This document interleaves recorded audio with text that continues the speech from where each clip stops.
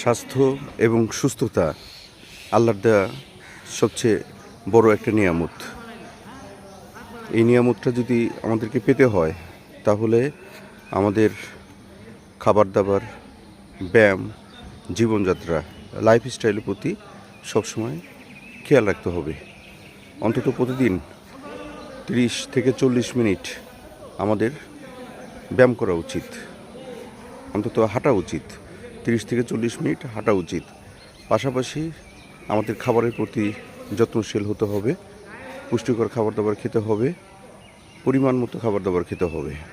ঘুম, পর্যাপ্ত ঘুম বলতে 7 থেকে 8 ঘন্টা ঘুমাতে হবে, রাত জাগা যাবে না।